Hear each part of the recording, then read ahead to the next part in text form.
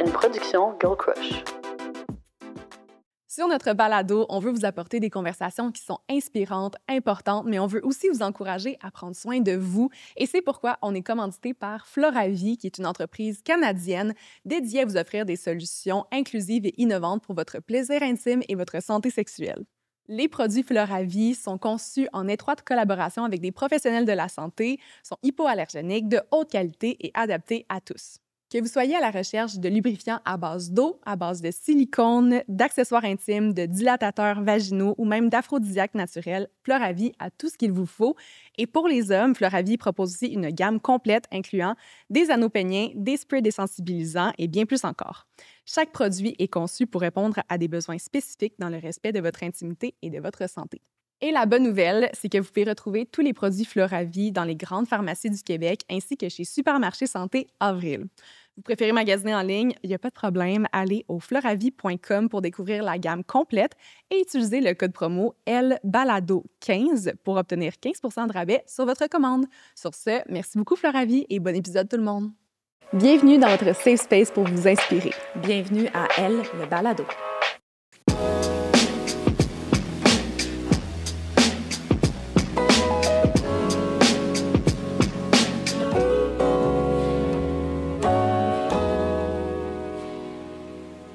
Salut les filles! Allô? Allô? Merci beaucoup d'être avec nous aujourd'hui. Moi, c'est mon petit épisode bonbon parce que je connais Roxane et je connais Caroline professionnellement. Puis on parle d'entrepreneuriat technologique, féminin. Que c'est mon thing aujourd'hui. Ouais. Je ne connais pas, mais je vous mélange déjà depuis Excuse, ça se peut que j'aille un peu de misère aujourd'hui. Ben non. Avant de commencer, on y va tout le temps avec une petite ronde de questions rapides pour mieux vous connaître. Questions brise-glace. On peut peut-être en faire 2 chaque. Ouais. Comme ça. Vas-y en premier. Roxane, oui. Quel livre ou podcast sur l'entrepreneuriat t'a plus inspiré? Oh là là! J'ai beaucoup aimé, en fait, c'est pas sur l'entrepreneuriat en tant que tel, mais Invisible Women. Ah, on vient d'en parler. C'est vrai? Bon, on prêche. Voilà. Donc, tu sais, de vraiment essayer de comprendre comment est-ce que le monde a été créé. Puis quand on parle justement d'un monde qui n'a pas été créé pour les femmes, mais moi, je suis très geek, là, je suis très dans les données. Puis Invisible Women, c'est ce genre de livre-là où est-ce qu'on regarde chacun des sujets comme l'urbanisme, comme justement les appartements. Puis tout ça, en fait, qui a été fait pour des hommes. On ne s'est jamais vraiment posé la question. Donc, c'est l'homme avec un grand H. Mais on a un peu oublié la femme, finalement, au travers de tout ça. Donc, moi, ça m'a beaucoup inspirée dans la façon de présenter les résultats. J'adore. Caroline. Ouais, non, il a fallu que je pense. Ça va bien aller. Merde. Caroline, c'est quoi ta façon de bouger préférée? Comme sport, activité physique, mais on préfère dire bouger plus que genre sport. Bouger, je me disais danser, le move de danse. Ça aurait pu. Quel est ton move de danse préféré? On aimerait le voir aujourd'hui. Non, je m'aime. Je bouge beaucoup. Ouais. Si j'avais 1 ou 2 choix, je dirais également le vélo de montagne, la descente, le vélo de montagne pour l'adrénaline. Puis l'autre, c'est aussi pour l'adrénaline, mais aussi pour la relation avec le cheval. L'équitation. Tu fais de l'équitation? Mais moi aussi. Compétition équestre aussi. Oui. Marie-Louise. Bon, on a affaire à se jaser encore. On va jaser. Oui, ben oui. On ira monter ensemble. Ah, ce serait... J'adore, mais je suis passionnée. Puis d'ailleurs, c'est une passion familiale qui a commencé il n'y a pas très longtemps. Moi, j'ai commencé vraiment sur le tard. Là. Puis même, je me rappelle, une de mes coachs, elle m'a dit, fais-toi pas trop d'idées, là. Puis là, je me suis dit, OK, ben je vais vraiment être résiliente, puis je vais comme être très persévérante. Puis là, ça fait 10 ans. J'ai commencé la compétition il y a 3 ans avec mes filles. Donc, on se retrouve sur les mêmes, les mêmes manèges, dans les mêmes compétitions. C'est vraiment agréable. Wow! J'adore. OK, on jasera après. Je suis convaincue qu'on cancelle le podcast. À 2 pieds 9. Ouais, ben c'est super bon. OK. Marie-Louise, on oublie l'épisode d'aujourd'hui. Oui, parce que des passionnés d'équitation, là, ça peut parler pendant 2, 3, 4 ans. Oui, c'est ça l'affaire. OK, je les inverse parce que sinon ça... OK. Roxane, en une phrase, un conseil que tu aurais aimé recevoir en début de carrière? Écoute, une des choses, je pense que je suis quelqu'un de très rationnel, puis une des choses que je me disais, c'est si j'ai raison, puis que j'ai les chiffres, les gens, ils vont bien m'écouter. Hein? Puis finalement, j'ai réalisé que c'était pas du tout le cas. Puis j'ai quelqu'un qui me dit, mais tard dans ma carrière quand même, tu sais, dans chaque conversation dans laquelle tu rentres, essaie de te poser la question, est-ce qu'aujourd'hui, tu es là pour écouter? Est-ce que tu es là pour échanger ou est-ce que tu es là pour convaincre? Puis ça m'a tellement aidée de me dire, ben il y a des fois où, tu sais, la personne devant moi, là, je ne vais pas la convaincre. Là. On est loin de ça. Mais peut-être que cette personne-là, elle me permet de comprendre c'est quoi le locker room talk. C'est quoi les choses auxquelles j'ai pas accès, que j'entends pas. Puis ça peut m'aider pour la suite. Ça, c'est vraiment le meilleur conseil. C'est vraiment un bon C'est conseil. un excellent conseil, vraiment. Dernière question, Caroline. Oui. Je me suis pas trompée. Si tu pouvais dîner avec une femme influente, laquelle choisirais-tu? Puis, admettons, si on parle un peu hypothétiquement, une femme influente qui est soit encore en vie ou non. Je te réponds assurément Michelle Obama. Assurément, c'est une inspiration depuis plusieurs années. Elle est impliquée dans des causes. Elle est partie de loin aussi. C'est une femme qui a plein d'humilité, qui rayonne. Puis je trouve qu'elle a des valeurs extraordinaires, donc sans hésiter. Très d'accord. Oui. On aimerait apprendre à un peu mieux vous connaître, les auditrices, Kat, etc. Ouais. Est-ce que vous pouvez nous résumer brièvement votre parcours entrepreneurial et ce que vous faites aujourd'hui? Celle qui veut commencer. Parcours entrepreneurial, j'ai commencé mon parcours à 28 ans. J'ai fondé ma première entreprise, 6 degrés communication, spécialisée en communication médicale, marketing, santé. L'entreprise a grandi au fil du temps et j'ai eu, je ne sais pas, la bonne ou la mauvaise idée d'en créer une autre en même temps que j'en avais une. Toujours une bonne idée. C'est ça. Qui s'appelle l'Alliance sur l'éducation pour les probiotiques, dont je suis bien fière parce que ça perdure toujours. Ça a été vendu. Les deux entreprises ont été vendues. Une à Edelman, qui est une firme de relations publiques globales. À peu près 9 ans après la création de ma première entreprise.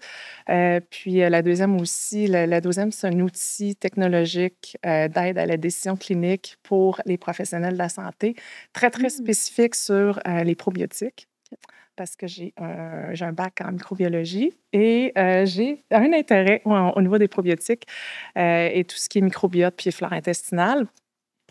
Ensuite, j'ai pris une année sabbatique parce que dans mon contrat, quand l'acquisition a eu lieu, j'ai négocié mon année sabbatique pour être avec mes 2 enfants, mes 2 filles, passer du temps de qualité pendant cette année-là, puis faire plein de choses que j'avais pas eu le temps de faire avant.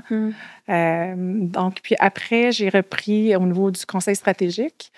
Donc, j'ai des mandats stratégiques et je suis tombée dans l'innovation technologique. Et là, j'accompagne des entrepreneurs, des entreprises start-up. Au Santec, je suis également lead de cohorte. C'est un programme d'accélération. En fait, je suis lead du programme d'accélération qui est sur 12 semaines. Ce qu'on fait, c'est qu'on a des entrepreneurs très, très brillants, qui ont des doctorats, des maîtrises, des post-docs, qui ont des innovations. Ils ont fait des découvertes. Certains ont des brevets et sont très techniques. Donc, on va leur donner le côté, on va les accompagner dans tout ce qui est création d'entreprise. Donc, tu sais, de la validation de marché jusqu'à la pré-commercialisation, commercialisation. Et on est au Santec, il y a à peu près une trentaine de personnes qui les entourent. Donc, je trouve ça très, très gratifiant. Puis, comme je disais, je fais des mandats stratégiques. Je suis sur des conseils d'administration aussi pour redonner, parce que c'est important de redonner pour moi. Mes sujets de prédilection, c'est l'entrepreneuriat féminin. Il y a encore trop peu de femmes au niveau de l'entrepreneuriat féminin. J'ai aussi tout ce qui est ESG qui me tient beaucoup à cœur. Puis moi, je suis au Santec. Ben oui. C'est de là que je connais Caroline. C'est de là que je connais Caroline. Puis Roxane, donc Roxane Duc, j'ai fondé Cap Inclusive il y a 2 ans. Moi, je voulais pas être entrepreneur. C'est pas mon objectif, mais ça n'existait pas ce que je voulais faire. Fait qu'en fait, il a fallu qu'on le crée, puis je suis très contente de l'avoir fait finalement. Donc, on est une firme de conseil en diversité, équité, inclusion, mais spécialisée dans le domaine de la finance. Donc, en fait, on relie les objectifs DEI, de diversité d'entreprise, de culture inclusive, à des performances financières. Donc, on travaille beaucoup avec les fonds d'investissement. À se dire, bien là, si tu veux investir dans des compagnies, tu investis dans des gens, tu investis dans des cultures. Puis ces cultures-là, on le sait qu'ils sont meilleurs s'ils sont diversifiés, s'ils sont inclusifs. Et donc, ben, ça devrait être comme la R&D, un investissement qui est comme naturel et que tout le monde est d'accord que c'est bien d'investir là-dedans. Fait que c'est vraiment notre mission là, de rendre ça, j'ai envie de dire, là, c'est ça, un investissement sans questionnement. C'est pas juste parce que c'est bien pour la planète ou pour la société, c'est le meilleur investissement possible. Fait que c'est un peu comme le marketing digital à l'époque. On faisait du marketing, on pitchait du spaghetti sur le mur, puis on disait, bon, ben, on regarde les ventes à la fin de la journée, mais on sait pas trop ce qui marche. Ben, nous, notre approche, c'est de dire, ben, on fait comme du marketing digital, on met vraiment là, des collectes de données en place pour savoir qu'est-ce qui crée de la valeur pour les employés. J'adore. Puis, côté plus définition pour les gens qui ne s'y connaissent pas trop en entrepreneuriat, est-ce que vous pouvez comme dire ce qui est différent de peut-être la PME qu'on connaît bien et les défis reliés à l'entrepreneuriat technologique? Parce que je pense que la réalité pour les femmes est quand même différente dans ce milieu-là. Pour faire la différence. En fait, ta question, c'est au niveau de la PME. Oui, mettons de tout genre. Mettons quelqu'un que tu dis, l'entrepreneuriat, on pense peut-être plus à une PME. Moi, je sais qu'il y a des défis qui sont spécifiques à l'entrepreneuriat technologique. Fait que comment qu'on peut les différencier pour les gens qui ne s'y connaissent pas, mettons? L'entrepreneuriat technologique, c'est sûr que c'est vrai qu'il y a quand même une bonne différence. Je dirais la plus grande différence, c'est au niveau de l'innovation. Le processus d'innovation aussi.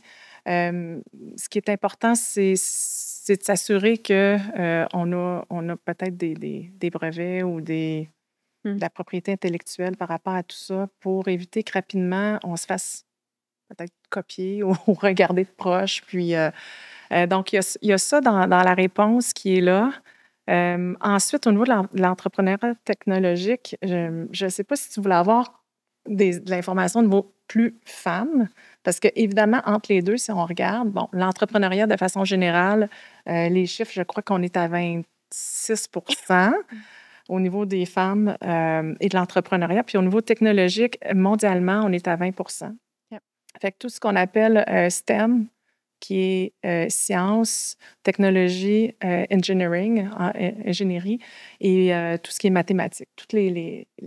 En fait, cette technologie-là, cet aspect-là est beaucoup moins représenté par des femmes. Puis là, on peut peut-être commencer à parler des raisons du pourquoi. Moi, je suis vraiment curieuse. Puis là, juste pour être sûre, ton 20 que tu parlais tantôt représente quoi exactement? En fait, il y a 20 mondialement de femmes entrepreneurs technologiques. OK. Donc, c'est plus bas que la moyenne qu'on voit au niveau de l'entrepreneuriat. Évidemment, ça dépend des endroits dans le monde, mais ce qu'on remarque, c'est que les endroits, puis je regardais, puis j'étais surprise, et en Afrique, il y a 2 endroits au monde où il y a une plus grande concentration de femmes. Puis la raison, c'est qu'ils ont plus de mentorat, ils ont plus de soutien.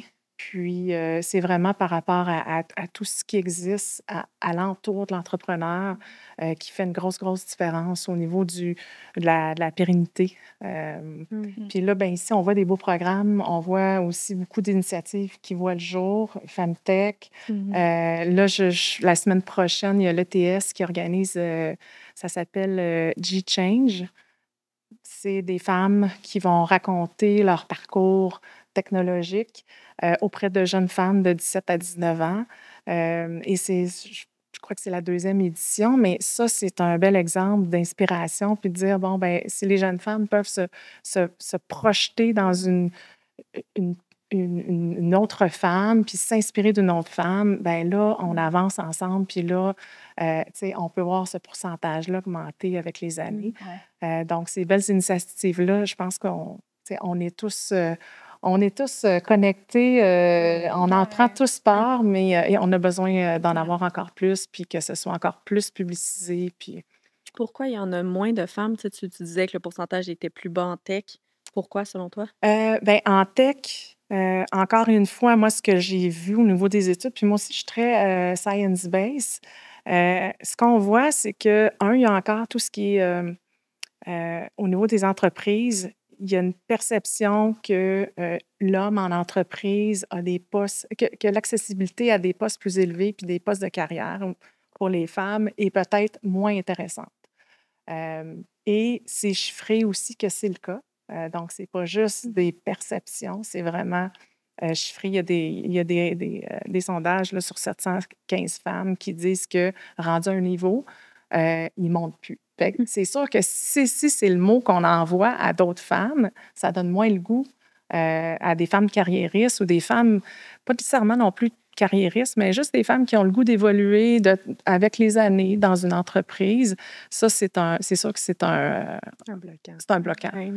Tu as le financement aussi, je pense, en technologie là, particulièrement. C'est que une PME, tu peux aller chercher de la dette, tu peux toi-même être une entreprise rentable. Nous, on est une entreprise de conseil, fait qu'on s'en va pas chercher du capital de risque. Mais en technologie, tu n'as un peu pas le choix. Si tu ne vas pas chercher de capital de risque, tu ne deviens pas compétitif, tu te fais justement dépasser par d'autres concurrents aux États-Unis ou même au Canada. Puis, ce qu'on voit, c'est que les difficultés de financement pour les femmes sont beaucoup plus grandes là, pour des choses qu'on connaît déjà, mais qui ont été prouvées, des billets, par exemple, où on va dire, cette femme-là, par exemple, elle est moins ambitieuse ou elle a lancé ça parce que c'est bien pour la planète. Mais c'est sûrement pas pour faire des profits. Ou on sait qu'elle va avoir une famille. Donc, Exactement. Puis ces biais-là sont super ancrés, sont très prouvés, puis c'est un peu démoralisant parce que même quand on fait des tests, par exemple, des chercheurs qui vont dire on fait le même script pour le même pitch avec une femme puis un homme, après ça, les jurys, hommes et femmes, vont dire il me semble que c'était plus logique, il me semble que c'était plus convaincant. Mais c'est exactement le même script qui a été utilisé. Fait que nos biais sont extrêmement ancré, là. C'est un excellent point. Moi, j'ai lu la même chose sur des CV. OK? Ça, c'est une étude. Je crois que c'est les résultats sont dans Fortune. Même CV, exactement, John et Joanne. Et c'est des recruteurs qui ont regardé ça. Et c'est John qui est ressorti gagnant. Là, on parle encore une fois des technologies, tout ce qui est le STEM, là, qu'on appelle, mais des biais. Puis il faut en parler. Hein? Il faut en parler. Il faut déstigmatiser tout ce qui est science, puis biais qui, des fois, qu'on ne sait même pas. C'est inconscient. C'est inconscient complètement. Là. C'est fou. Est-ce qu'on peut faire une petite définition, juste au cas où? Parce que je pense à mes auditrices qui ne s'y connaissent pas. Mais le capital de risque, qu'est-ce que c'est? C'est quoi la différence entre de la dette et du capital de risque? Oui, bien, capital de risque, ça va être en échange d'équité. Donc, en fait, je prends des parts dans une compagnie, puis en échange, j'investis. Alors que de la dette, bien, forcément, on le connaît. Là, on a des cartes de crédit, certaines. Moi, en ce moment. Voilà, puis certaines, on en a plus de dette que d'autres. Fait qu'on connaît bien la dette qui est remboursable. Fait que l'équité, c'est vraiment, bon, ben, j'ai 100 de mon entreprise, je t'en donne, mon Dieu, je t'en donne 20 puis en échange, justement, tu me donnes un peu de capital. Puis c'est souvent au tout début d'une entreprise. Puis ça, ce capital-là va se faire diluer, qu'on appelle. Donc, le pourcentage que je donne au début, bien, au début, j'ai l'impression d'avoir 20 de ma compagnie encore, mais plus je grossis, plus j'ai besoin de capital. Donc, moi, en tant qu'entrepreneur, je donne un 20 je donne un 10 je donne un 5 mes employés un autre 10 Fait qu'à la fin, peut-être que je vends mon entreprise 500 millions comme tu as fait, mais peut-être qu'il me reste 1 de 500 millions. Fait que c'est une autre façon de financer les activités. Puis ça ressemble à quoi le portrait des femmes qui vont chercher de l'investissement que vous voyez ou même de ta propre expérience, de vos propres expériences qui sont différentes quand même, mais... Aujourd'hui, les chiffres, c'est 2 à 4 du capital de risque qui s'en va dans des entreprises qui sont menées par des femmes.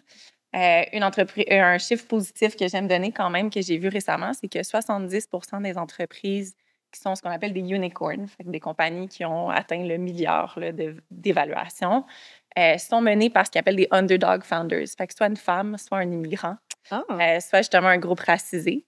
Et donc, le Mark Zuckerberg, il y a 10 ans, ben, il ne ressemble plus à Mark Zuckerberg, fait qu'arrêtez de le chercher. Il ressemble à des entrepreneurs justement plus diversifiés. Fait que ça m'encourage beaucoup de savoir que ce portrait-là change. C'est bon. C'est quelque chose de très encourageant aussi. J'ai entendu un investisseur me dire, moi, ça prend absolument une femme dans l'entreprise parce que c'est garant de succès. J'investis seulement dans des entreprises où il y a de la diversité. Donc, ça, je trouvais ça vraiment, vraiment le fun. J'ai entendu ça récemment. Donc, On adore cette personne. Moi, j'ai entendu dans mon parcours un investisseur suggérer à un de mes amis fondateurs de ne pas engager de femmes dans son entreprise parce que c'est trop facile d'avoir des cas de violence sexuelle, dans le fond. Là, il s'agirait qu'il y ait un des collègues qui mette son bras autour, puis là, ça pourrait partir sur une plainte. Fait que c'est en tout cas, moi, j'ai quand même malheureusement vu pas mal de commentaires un peu dans ce style-là. Mais juste quand on a reçu, puis complètement pour le nom de famille, quand on a reçu Karine Bataille, oui. Bataille, oui. Bataille, où qu'elle parlait à la suite du mouvement MeToo qui a eu lieu, puis qu'entre autres, sur Wall Street, à la bourse et tout, que de moins en moins de femmes se faisaient engager par après, par risque d'avoir des plaintes, Fait qu'autant qu'on parle beaucoup de, OK, là, on essaie d'inclure plus de diversité, d'avoir plus de femmes dans les entreprises, mais il y a d'autres mouvements qui viennent faire l'inverse un peu à contresens dans tout ça, là. Puis d'avoir un 2, c'est quoi, 2 à 4 c'est, pourquoi, selon toi, tantôt, on parlait un peu de subconscient, de biais qu'on se rend pas compte, mais pourquoi c'est encore ça en 2024? Il y a plusieurs raisons. Évidemment, on a des biais, comme on en a parlé, des biais d'affinité. Fait que si moi, par exemple, je parle à quelqu'un qui me ressemble, on a des parcours similaires, on connecte. On l'a vu avec l'équitation tantôt. C'est normal, on est comme ça, on est tous humains, puis on connecte sur ces sujets-là. Puis aujourd'hui, en capital de risque, comme le business model va évoluer, la façon dont tu fais de l'argent va évoluer, finalement, tu investis dans des gens. Tu investis dans des humains. Fait qu'il y a beaucoup de... C'est prône au biais, là, je veux dire. C'est prône à... He's a good guy, il est charismatique, des choses comme ça. Mais aussi, quand une femme adopte ces qualités-là qu'on recherche chez les hommes, ça a été prouvé qu'elle est pénalisée. Elle est considérée comme unlikable. Je ne sais pas c'est quoi en français. Indésirable. Indésirable. Bonne traduction. Exactement. Fait que ces femmes-là qui sont confiantes, qui arrivent justement avec toutes les qualités qu'on rechercherait, charismatiques, ci, ça, finalement, quand on leur demande aux investisseurs, ils disent « Ah, elle l'aime pas tant. » Tu sais, elle a comme quelque chose, puis je vais investir dans cette personne-là, puis comme j'investis dans des gens, mais je veux aimer travailler avec ces gens-là, donc finalement, j'investis pas. Fait qu'il y a comme une espèce de no-win game, là, no-sum game, que finalement, tu peux pas t'en sortir. Fait qu'il y a ça, en termes de biais. Puis l'autre chose, c'est que les femmes lancent beaucoup des entreprises qui sont dans le domaine de la santé ou du B2C. Ça aussi, on le voit avec les entreprises de services, qui sont 3 industries dans lesquelles le capital de risque est moins friand d'investir. Fait qu'ils considèrent soit que c'est trop risqué, soit qu'il n'y a pas assez de retour. Fait que finalement, ils disent, moi, j'aimerais bien ça, investir dans des femmes, mais il n'y en a pas en tech, justement. Moi, j'investis en B2B, SaaS, software, logiciel, nanana. Qu'est-ce que tu veux, il n'y en a pas. Envoie-le au Santec. Ouais, j'en ai des femmes en tech. Les outfits de Girl Crush, c'est mes outfits préférés. Ça fait tellement longtemps que vous savez que je supporte cette entreprise, qui est une entreprise qui a pour mission de miser sur l'unicité de chaque femme, d'offrir de l'inclusion le plus possible, d'inspirer et de transmettre des messages positifs. Donc, ça matche parfaitement avec la mission de elle également. Leurs vêtements sont produits à partir de matières qui sont durables, de qualité. C'est des vêtements qui sont confort, abordables et inspirés des dernières tendances. Donc maintenant, vous savez où aller magasiner. Leur site web, c'est girlcrushgang.com et on a caché un petit code promo dans la description de l'épisode. Sur ce, je vous laisse au reste de l'épisode d'aujourd'hui. Mais c'est vrai, puis B2B, c'est genre des entreprises qui sont business to business. Fait que des entreprises qui vendent dans les entreprises. B2C, c'est business to consumer, fait que, qui vendent à des consommateurs directement. Des produits directement. Je pourrais. Oui, c'est ça, exact. Je pense à ma mère, en fait, qui écoute l'épisode. Mais moi, on s'attache, je suis moins... je vais dire, pas que je suis pas entrepreneur, mais je pense que c'est différent un peu. Je suis pas dans le milieu de la tech et tout, mais est-ce qu'on voit vraiment une différence entre les hommes et les femmes en tech? Est-ce qu'on voit une différence par rapport à comment elles travaillent, à comment qu'on réfléchit, aux risques qu'on prend dans une entreprise? Y a-t-il vraiment une différence quant à ça? Mais toi, là, c'est très hétéronormatif. Moi, j'en coach beaucoup. C'est sûr que, moi, je dirais, le numéro 1, la grande différence, c'est la confiance en soi. Puis le syndrome de l'imposteur. La femme a tendance à beaucoup avoir le syndrome de l'imposteur. Puis ça, le pourquoi, je sais pas si t'as des pistes, mais je sais pas. J'ai un gros point d'interrogation sur pourquoi est-ce que plus la femme que l'homme. Peut-être que la femme en parle plus, est plus ouverte au niveau, tu sais, d'une ouverture sur ses sentiments puis comment elle se sent. Ça, peut-être que c'est une piste. Mais on est moins représenté également. Je pense qu'on dirait qu'il faut crier plus fort pour dire ce qu'on a à dire. On se fait moins écouter. Ça fait pas longtemps qu'on a des emplois. Ça fait pas longtemps qu'on a des emplois en gestion. Ça fait pas longtemps qu'on peut gérer de l'argent. Donc, c'est sûr que c'est tous des éléments et des facteurs qu'on voit, là, on voit ça évolue, mais comme vous dites, il y a 20 ans, les femmes, on ne votait pas, là. Il y a quand même un contexte aussi sociétal là-dedans. Je remarque aussi, donc, tu sais, j'ai dit confiance en soi, syndrome de l'imposteur, demander. Demander, moi, je vois beaucoup une différence au niveau des montants. Moi, je pousse mes femmes à dire, ben voyons, on demande plus. On ne demande pas juste un demi-million, on demande en 2, 3. Évidemment, c'est fait dans une optique de démarche de projection financière encadrée. Elles ne vont pas demander XY quand c'est pas ça qu'elles ont besoin pour le roadmap. Mais cela dit, l'homme va être plus confiant dans ses demandes. Fait que ça transparaît aussi au niveau de la présentation, au niveau de la demande, au niveau du pitch. Donc, moi, je vois une différence à ce niveau-là. Puis, évidemment, on les accompagne. Donc... Ça pénalise. On revenait à pourquoi est-ce qu'ils reçoivent juste 2 à 4 % du capital. Un des sujets les plus importants pour un investisseur, c'est de dire, est-ce que je suis capable de me projeter à voir que cette entreprise-là peut potentiellement faire 1 milliard de revenus, être un unicorn, comme on disait tantôt. Puis souvent, les femmes ne vont pas présenter cette vision-là. Ils l'ont peut-être, mais ils ne vont pas la présenter parce qu'ils disent, c'est pas réaliste. Je ne vais pas te présenter quelque chose que je sais qui n'est pas réaliste ou c'est pas court terme ou quoi que ce soit. Fait qu'ils vont présenter la vision... C'est correct. Conservatrice. Là. Exact. Puis il suffit que l'investisseur devant toi te pousse pas, comme tu le fais, à dire mettons là, que tu avais à me parler de ta vision à 1 milliard, comment tu te rends là? Si tu ne poses pas cette question-là, puis que tu as l'autre à côté qui dit ben moi, je vais faire 1 milliard demain matin, puis peu importe, ben c'est sûr qu'il va investir dans celui qui présente la vision à 1 milliard. Fait que ça, on le voit beaucoup aussi de l'investisseur qui ne fait pas l'effort supplémentaire de poser la question, puis qui se dit ben that's it, j'ai vu 2 entrepreneurs, je compare. Je vais investir dans celui qui a la grande vision. Pourtant, je pense que j'avais vu, je n'ai pas la stat exacte, mais il y a eu des études récemment là, qui disaient que justement, c'était comme prouvé que les femmes étaient de meilleurs gestionnaires que les hommes à long terme pour les entreprises. Il y avait plus de succès. Oui, plus de succès, là, plus de croissance dans les ventes et tout, parce que justement, il y a peut-être qu'elles bullshit moins ou quoi. Gèrent mieux leur capital, qu'elles sont réalistes, puis que tu le sais que le montant qu'elle demande, c'est ça que c'est, puis c'est ça qu'elle a besoin, puis les chiffres qu'elle a approchés, ça va être ça. Exactement. Il n'y a pas de aussi, là, de ce que moi j'avais lu. Là. Moins d'instabilité, mais après ça, quand tu as un peu plus que ce que tu as besoin, ça te permet de peut-être justement dépenser là. D'aller plus vite. Ben oui. Ça évite une autre ronde où tu vas prendre peut-être 1 mois, 2 mois, 2 mois et demi pour préparer ta ronde. Fait que, tu sais, moi, je leur dis, si tu es pour avoir besoin dans 1 an, demande déjà ton enveloppe pour au complet, tu sais, ce qui fait plein de sens. Mais des fois, c'est le montant. Puis le montant, quand tu le regardes, ça peut avoir l'air gros, un montant de 3 ou 5 millions, mais en medtech, c'est pas beaucoup. Non, pour faire tout ton développement, pour faire ta recherche clinique, pour faire tous les échelons, 32 échelons.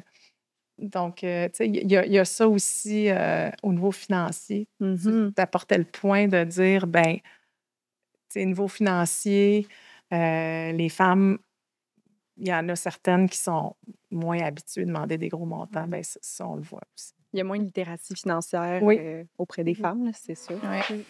On prend une petite pause pour vous parler de 3 nouveaux balados super intéressants qui sont sortis en exclusivité sur Radio-Canada Audio. C'est des balados sur la parentalité. Alors que vous soyez parents, futurs parents ou simplement curieux, c'est sûr que ça va vous intéresser. Le premier balado s'appelle Confidences de parents, qui est animé par la psychologue Dr. Laurie Zéphir, qui accueille différents parents qui partagent leurs défis reliés à la parentalité.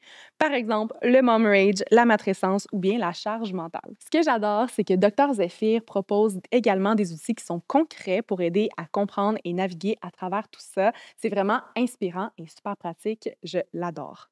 Deuxième balado, Poupon d'aujourd'hui. Corinne Côté, que vous connaissez sûrement par son humour, aborde ici toutes les grandes questions des nouveaux parents sur les tendances parentales du moment. Et même si vous n'êtes pas parent, c'est l'occasion parfaite pour découvrir et même rire un peu des fameuses tendances d'aujourd'hui. Et finalement, Instinct paternel, qui est un balado qui donne la parole à plusieurs papas qui partagent des expériences avec beaucoup d'humour et sincérité. On y parle d'allaitement, de temps d'écran pour les enfants, de séparation, de sexualité après l'accouchement et même de cuisine avec les jeunes. C'est touchant, authentique et franchement, ça fait du bien d'entendre des papas s'exprimer là-dessus.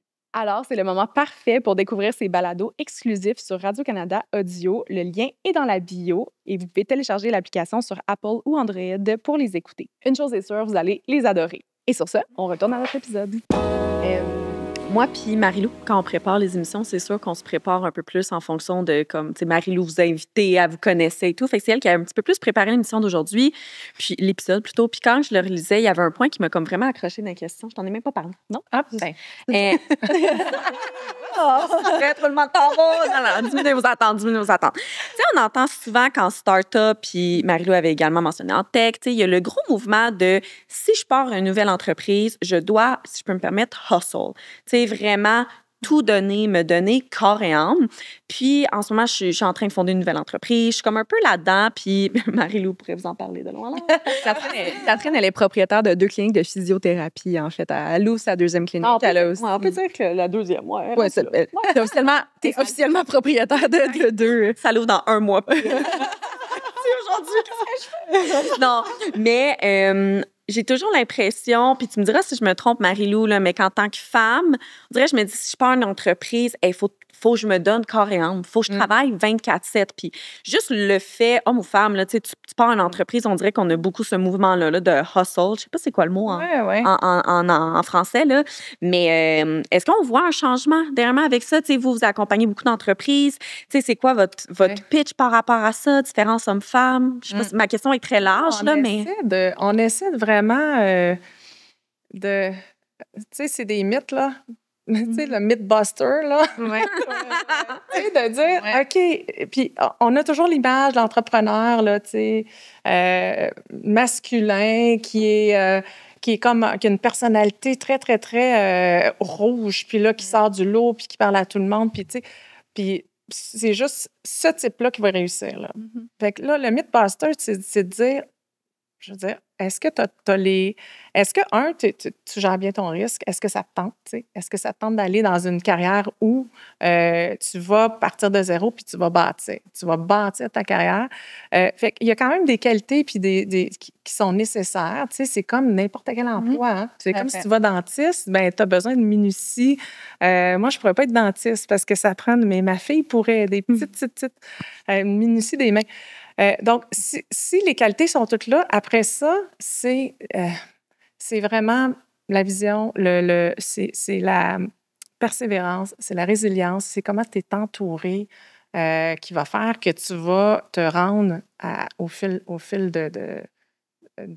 d'arriver. Tu peux avoir une certaine diversité là-dedans. Tu peux avoir une diversité là-dedans. Fait que, tu sais, je vois de toutes les sortes. Là, on a 60 entrepreneurs à peu près par cohorte, très, très, très diversifiés, personnalités différentes, façons de penser différentes, mais au bout du compte, ceux qui réussissent, c'est ceux qui ont un plan qui est en place, puis qui vont passer à travers toutes les roadblocks, là, toutes les, tout ce qu'il y a devant le chemin, puis qui vont dire, OK, moi, j'avance. Donc, qui ont justement la personnalité pour passer à travers les épreuves. Fait que c'est un peu moi, comme ça que je le vois, parce que après, homme-femme... C'est un marathon. Tu sais, moi, c'est ça aussi. Oui, j'ai l'impression que tu pars ton entreprise puis tu penses que c'est un sprint. Fait que là, tu veux tout donner vite. Tu veux des ventes vite. Tu veux que ça marche vite. Puis à un moment donné, tu réalises, non, c'est un marathon que je suis en train de courir, en fait. Fait que faut que je prenne des vacances puis il faut que je prenne du temps off. Puis les journées que ça marche pas, tu sais, cette semaine, j'avais une journée, je suis comme, ça marche pas, là, en ce moment. C'est une perte de temps que je sois derrière mon écran. Mais des fois, j'essaie de me rappeler, je suis entrepreneur, je peux prendre ma demi-journée off parce que ça marche pas aujourd'hui. Il n'y a pas personne qui va venir me taper sur l'épaule pour me dire qu'est-ce que tu fais. Fait que ça aussi, c'est de réapprendre un petit peu, tu sais, c'est quoi être le bon employé versus être le bon entrepreneur. Puis je pense pas que c'est les mêmes réflexes. Non. Puis c'est de s'écouter soi. Mais aussi, moi, ce que je trouve le fun en tant qu'entrepreneur, c'est de bâtir l'entreprise que tu aurais envie de travailler pour. Ouais. Ça, je trouve ça vraiment le fun. Puis surtout dans le milieu du conseil, on s'entend que t'es un numéro, tu travailles le plus tard possible les week-ends, je t'appelle n'importe quand. Ouais. Nous, dans nos contrats de travail, c'est 35 heures par semaine. Puis c'est minimum 2 semaines de vacances, mais c'est illimité tes vacances. Puis tout ça, c'est... J'adore le minimum. De vacances. C'est obligatoire de prendre tes 2 semaines parce que les vacances illimitées, ça peut être un gros piège, là, surtout en tech. Oui. Fait que nous, c'est minimum. À la fin de l'année, il faut que tu aies pris tes 2 semaines, absolument, mais tu peux en prendre plus. Puis tout ça, c'est que je me dis, bien, moi, je veux bâtir une entreprise qui n'existe pas. C'est ça notre ADN, c'est pour ça que les gens travaillent avec nous. Fait que si je fais juste répliquer le hustle guy à côté qui a son entreprise de conseil, elle existe déjà, cette compagnie-là. Pourquoi je la battrais? Mais si je bâtis la mienne, là, je suis la mieux placée pour gagner dans cette sphère-là. T'sais. Donc, est-ce que tu dirais que tu adoptes quand même un peu la même vision, le même rythme de travail que le reste de ton équipe? Non, clairement pas. Mais je m'attends pas à ce qu'ils adoptent le même rythme de travail que moi non plus. T'sais, moi, j'ai décidé que pour les 10 prochaines années, c'est ça que je voulais faire minimum. T'sais, je pense qu'il faut que tu ailles là-dedans avec cette mentalité-là de je veux passer 10 ans à faire que ça. C'est ma passion. Puis là, c'est de dire bien, comment je rends ma passion un revenu. Oui. Est-ce que c'est facile d'être... Monnayable. Ouais. C'est facile d'être musicien dans son sous-sol. C'est dur d'être musicien on tour. Tu sais, c'est pas le même métier. Fait que la passion est là, mais comment je rentabilise ça? Comment est-ce que je fais en sorte que c'est ça qui paye des salaires? Comment j'embauche des gens qui partagent cette passion-là? Mais je m'attends à ce que ces gens-là restent peut-être 2-3 ans avec moi. Puis s'ils quittent, je suis vraiment contente pour eux. Tu sais. Fait que c'est pas la même... J'ai l'impression que c'est pas les mêmes attentes. Oui. Puis, tu sais, la notion de travailler, comme tu dis, là, quand tu es passionné, tu t'en mets du temps, puis tu en mets des heures, puis, tu sais, je veux dire, tu penses à ça, puis c'est ce que tu es bien, puis c'est ce que tu aimes faire. Moi, là où j'aime aller, c'est l'équilibre. Puis là, ça, c'est un gros sujet parce qu'il y en a qui me disent « Ben non, Caroline, ça n'existe pas, l'équilibre de vie. » Ben oui, je m'excuse, là, mais on peut-tu... Tu sais, encore une fois, c'est un mythe, s'il vous plaît. J'écoute attentivement. Oui, ça existe. J'ai une troisième oreille qui vient de pousser, là. Oui, ça existe, l'équilibre de vie. Puis moi, je suis reconnue pour l'équilibre, pour avoir un équilibre de vie. Puis je ne sais pas comment ça, parce que j'ai eu mes 2 business en même temps. J'étais enceinte aussi et j'ai fait mon MBA. Fait que, mais quand même, pour moi, un équilibre, c'est de dire, OK, je m'écoute. Je m'écoute quand j'ai besoin d'avoir mes moments à moi puis mon calme à moi qui vont me permettre de continuer. Puis pour moi, mon équilibre, je l'ai retrouvé dans justement le sport. C'est la soupape, là. Tu sais, c'est ce qui fait que je retrouve toujours mon énergie, le sommeil. Puis l'hygiène de vie. Tu sais, quand je parle d'hygiène de vie, c'est dormir 8 heures par jour. Puis des fois, tout le monde rit quand je dis à mes entrepreneurs, buvez de l'eau, dormez bien. Faites du sport, puis mangez bien. Tu sais. Ouais. Ça a l'air bien basique, là, mais moi, je crois fermement que si tu es bien dans ton corps, tu es bien dans ton esprit, vice-versa. Fait qu'être entrepreneur, c'est aussi vivre comme un athlète. Selon moi, là, c'est faire attention à soi au même titre que quand tu vas aller courir ton marathon. Ouais, exactement. Ben, tu sais, tu veux être hydraté puis être à ton maximum. Ben, si tu as une business, tu gères ta business puis tu as une équipe puis tout ça, ben, tu veux aussi avoir ton énergie puis ton rayonnement puis ta tête en tout temps. C'est pas toujours facile. Je dis pas que je dis pas que je suis équilibrée en tout temps, pas du tout, mais je sais que, OK, si je dors pas bien, c'est que là, il y a quelque chose qu'il faut que j'ajuste.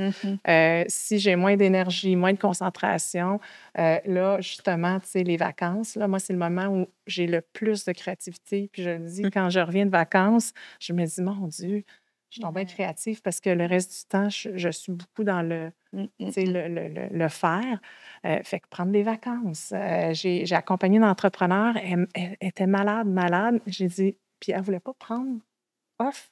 Je dis là tu me regardes, là, puis vendredi, là, tu fais ce que tu veux, mais je dis, t'es pas là. Ouais. Tu t'en vas avec ton mari, tu vas avec tes enfants, tu prends ton week-end, t'es malade, tu dors pas bien, il n'y a rien qui va se passer, là. Tu sais, ça va pas. Fait que c'est pas ta présence inutile au bureau qui va faire que ça va avancer. Là, ta principale priorité, c'est toi, puis c'est que lundi, quand tu reviens, tu sois mieux. Fait qu'il y a tout ça aussi, tu sais, dans le hustle, là, de dire travailler intelligemment. Oui. Ouais, C'est ça. peut-être un petit truc, moi, qui m'a vraiment aidée. Moi, j'habite à Tremblant maintenant. Puis je Est-ce que tu es descendu de Tremblant ce matin? Oui. En fait, je le fais 1 à 2 fois semaine. Ah. Merci. Merci. Mais moi, je suis descendue de Bromont. bon, Voyons! On est les deux. On est...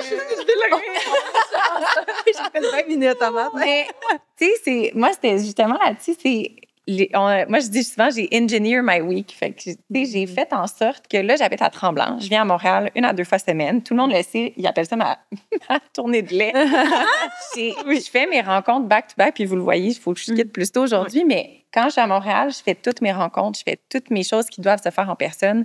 Puis ma journée, elle est pactée de bord en bord. Mais après ça, mon 4 jours semaine que je suis à la maison, je fais mes rencontres d'équipe, je fais des projets, je fais des appels avec des clients qui sont pas au Québec. Puis je le fais en sorte que, ben au moins, quand je prends ma pause, je m'en vais marcher avec mon chien au milieu du bois, puis ça me fait vraiment du bien. Ouais. Fait que ça, je trouve de trouver son fonctionnement à soi, c'est tellement important. Mais c'est ça, donc c'est le fait de dire, je pense, c'est de trouver son format qui fonctionne pour soi. Je trouve que moi, ça m'a beaucoup aidé à dire non à des choses qui finalement n'étaient pas très importantes pour mon entreprise. Elle disait, ben là, j'ai 1 journée par semaine à Montréal. Ce serait le fun d'aller prendre un café. Mais tu sais quoi? C'est pas ma priorité en ce moment. Puis dans 3 mois, je sais que ça va être calme, c'est l'été. Là, ça va me faire plaisir. Ouais. C'est tellement un bon point. Puis c'est difficile de faire ça. C'est très difficile. Il faut être discipliné. Ouais. Tu sais, avoir la discipline de dire non. Je suis un compte Instagram, puis je vais peut-être mal le citer. Là. Le compte Instagram, je pense que c'est Bonjour Anxiété, ou parce que c'est en lien avec l'anxiété. Puis ils ont mis une publication cette semaine disant... C'était mieux cité que ça, là, mais style, oui, tu peux tomber en burn-out, même si tu es passionné de ta job un peu. Puis moi, ce que je trouve difficile avec l'équilibre en ce moment, c'est on dirait que ma job c'est quoi le mot en français, mais me consume, ça me nourrit, j'adore ça, j'ai plein d'idées, j'arrête de travailler, puis je pense à comme qu'est-ce que je pourrais améliorer, tu sais. Avez-vous des trucs pour comme arrêter de penser à ça? Mais... Aucun! Je pense que tu vas tout le temps. J'ai l'impression dernièrement, tu sais, il faut que je me force pour aller courir, il faut que je me force pour aller au yoga, mais rendu là, je suis bien, là. J'adore courir, j'adore faire du yoga, mais à chaque fois, je suis comme, mais j'aimerais vraiment ça, là, aller voir telle affaire pour faire tel document que ça fait des mois que je veux faire ou... Moi, je timebox toute ma vie. Je suis vraiment geek, là, mais je timebox tout. Fait que dans mon agenda, j'ai des plages horaires pour mon sport, puis si je dois le déplacer, je le déplace, mais tout est timeboxé. Fait que, mettons, mon sport, ben, il était censé être mardi matin, finalement, je peux pas, je le déplace, puis si jamais je suis rendue au vendredi puis je peux plus le déplacer, ben tant pis, je dis non à autre chose parce qu'il faut que je le place. Fait que ça, je le Comme fais si c'était un meeting important. Exact. C'est un meeting important, puis ça se peut que ça soit plus tôt le matin ou plus tard le soir, mais il est dans ma semaine. Puis l'autre chose, moi, mon cue, c'est si je suis à des soupers avec des amis puis que je suis pas capable de discuter d'autres sujets que de ma propre entreprise, moi, je voudrais pas être assis à côté de moi. Fait que je me dis, là, c'est un cue que c'est too much. Il faudrait peut-être que je prenne du temps pour lire les nouvelles puis faire autre chose. Mon chum doit être écœuré en ce moment. Ben, mon chum, il est écœuré, ça, c'est sûr. Mais mes amis, je me dis, tu sais, je sois capable de parler d'autre chose. Ben oui, je suis d'accord. Des fois, c'est juste... moi, j'ai l'impression... J'adhère pas, en fait, au hustle culture. Je vais vraiment tout faire pour bien réussir, mais je vais encore mieux réussir si j'ai réussi avec l'équilibre. Puis, mais c'est juste que j'ai entendu un message récemment de dire il faut que tu travailles 100 heures par semaine pendant 5 ans pour réussir. Mais je pense que c'est ça qui décourage un peu, de voir ça. Puis, en étant justement les deux maman, déjà maman, là, mais à être maman, en tant que femme, tu te dis, mais si c'est pour être tout le temps à 100% au maximum, peut-être que ça ne me correspond pas comme style de vie parce qu'on attend beaucoup des femmes en dehors aussi de l'entreprise. Là. Mais tout est un choix au bout du compte. Là. Moi, mon entreprise, j'avais à peu près 10 employés. J'ai décidé de garder mon entreprise comme ça, justement parce que j'avais 2 jeunes enfants, pour avoir une qualité de vie aussi, tu sais. Puis, j'aurais pu dire, je mets la pédale dans le fond, puis je monte ça, parce qu'à à un moment donné, il y a des choix à faire dans la vie. Comme tu dis, si tu veux rester équilibré, le 100 heures par semaine, là, ça ne marche juste pas. Là. Un, tu dors pas bien. Deux, 100 heures, il y a probablement 30 heures là-dedans que tu es là comme... Mais oui. Qui est pas efficace. Ouais. Fait que je pense que... Puis ça, on en parle beaucoup aussi au niveau des arts versus les... C'est quoi le rendu? C'est quoi... Oui, bien, il y a l'impact, puis il y a aussi l'objectif de ton entreprise. Fait que, tu sais, si tu fais 100 heures puis tu n'as pas de rendement, il n'y a rien qui sort, ben ça ne donne rien d'avoir fait ton 100 heures.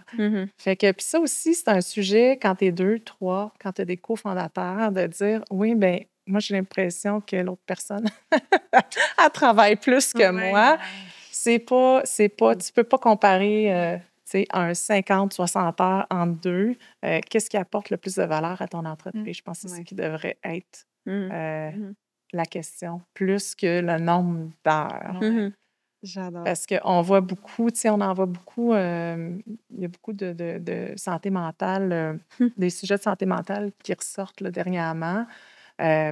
Justement, des gens qui se sont brûlés, il y en a tout le temps, puis si tu ne prends pas soin de toi au bout du compte, c'est sûr que tu t'en vas vers ça. Moi, j'ai toujours la photo dans ma tête que, c'est comme un graphique, puis tu as des barres vertes comme ça, OK? Puis là, tu te rends vraiment, vraiment loin. J'ai trouvé ça sur Internet. Puis tu as des barres comme ça, là, qui sont vraiment, vraiment hautes. Puis là, tu vois que, à un moment donné, il n'y a plus de barres du tout.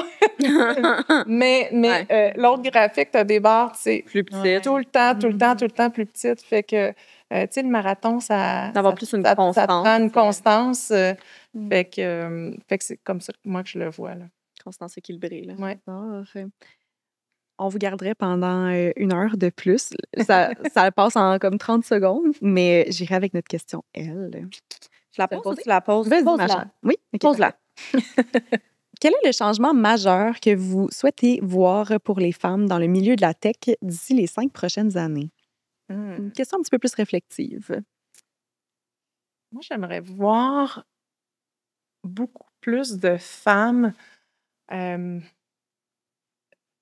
raconter leur histoire de succès. J'aimerais, puis ça, c'est un point que j'ai reçu aussi des entrepreneurs, femmes tech, de dire, je veux voir des sources d'inspiration, puis il y en a beaucoup, mais moi, mon message, c'est parlez-en, allez justement sur des balados, allez, tu sais, parlez-en à la presse, on veut vous voir, puis quand je dis on veut vous voir dans les médias. Pourquoi dans les médias? Parce que c'est là que les gens regardent. Puis si on est trop discrète, je pense que la discrétion a plein de bénéfices, mais dans un cadre comme ça, moi, je me dis, soyez bold, parlez-en, parlez de votre succès, soyez pas gênés, vous allez juste en inspirer d'autres.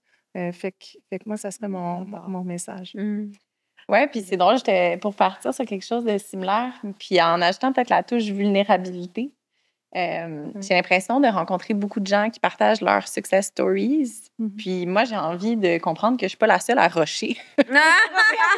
J'aimerais ça savoir que c'est normal de rusher. Puis je ne sais pas si vous avez eu la même chose, mais c'est dur des fois d'en parler à tes amis parce qu'ils ont beaucoup d'empathie, mais ils ne comprennent pas nécessairement. Tu sais, même là, en partant en congé maternité, tu sais, combien de temps tu vas prendre? Puis je suis comme, fille, je vais prendre ce que je suis capable. Tu sais, puis là, tu tombes dans ben pourquoi? Je comprends pas. Ben il me semble, c'est ton entreprise, tu peux faire ce que tu veux, tu sais. Fait que, mais non, mais... Il y a plein encore de... Moi, je me rappelle, je suis enceinte, puis je l'ai dit, je l'ai même pas dit à mes clients, parce que je voulais pas perdre mes clients. Mais ça, on parle d'il y a à peu près 12 ans. J'avais peur que mes clients partent toutes, puis je me rappelle, j'avais la bédaine ici, puis je me suis dit, bon, là, Caroline, faut que tu leur dises. Là, tu peux plus vraiment le cacher, là. Oui, c'est ça. Fait qu'il y a des sujets comme ça, justement, de vulnérabilité que tu dis. Puis moi, j'avais pas personne à qui en parler. Non. Puis on est en 2024, puis c'est la même situation où je mettais des grands vestons. Je me disais, pourquoi je me mettrais dans une case quand je sais qu'il y a des billets? Oui. Fait que je vais pas faire exprès, je vais mettre un grand veston, puis je suis super fière d'être enceinte puis d'être une femme, mais puis d'une femme d'affaires, mais j'ai pas envie non plus de me mettre dans une case de gens qui, eux, peut-être me perçoivent différemment. Fait que je vais pas faire exprès. Mais j'avais pas beaucoup de gens à qui parler, de dire, toi, comment ça t'est arrivé? Toi, comment t'as abordé la chose? Toi, tu sais, puis à chaque fois que j'en parlais, mais moi, quand j'étais enceinte, j'étais donc bien fière de montrer ma bédaine. T'es là, oui, mais c'est pas vraiment pareil. Fait qu'en tout cas, mon message pour les femmes en texte, c'est partageons nos difficultés, partageons nos vulnérabilités, essayons d'apprendre l'une de l'autre, puis pas juste de montrer, hey, c'était donc bien le fun d'être entrepreneur. C'est le fun, là, mais on va pas se mentir que c'est pas juste des papillons et des licornes. Exactement. Non, c'est ça. Très vrai. Dernière petite question. Si vous aviez à nous recommander une femme que vous trouvez inspirante, soit autour de vous, que vous connaissez ou que vous ne connaissez pas nécessairement personnellement, là, à venir au balado, ça serait qui? Moi,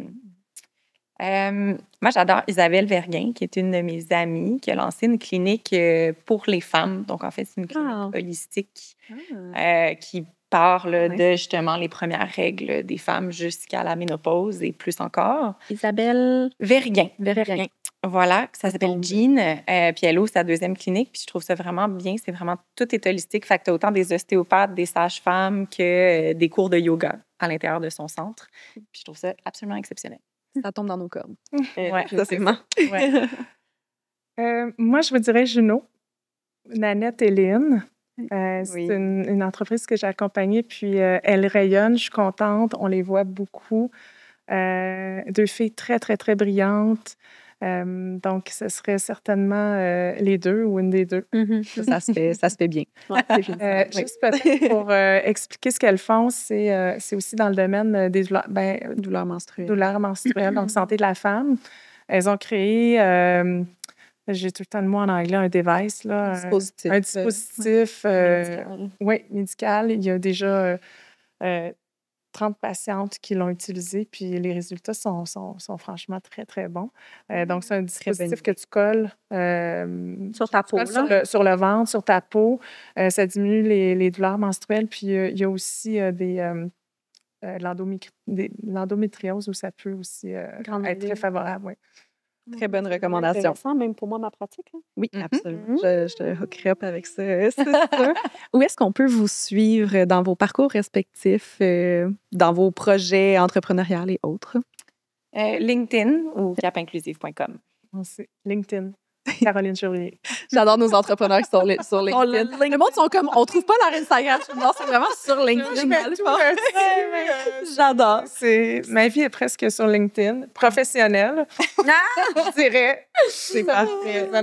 C'est bon. Merci vraiment Merci à vous. Vraiment, je m'adresse aux auditrices. Si jamais vous avez aimé l'épisode d'aujourd'hui, vous pouvez l'aimer, le partager, commenter votre moment préféré. Mettre 5 étoiles sur Spotify. 5 étoiles sur Spotify et Apple. Et nous suivre sur Elle, le balado, sur toutes nos plateformes. Merci beaucoup. Merci à vous. On vous souhaite une... Ah, merci. Balado. C'est gentil. Merci. Vraiment bien. Bye tout le monde.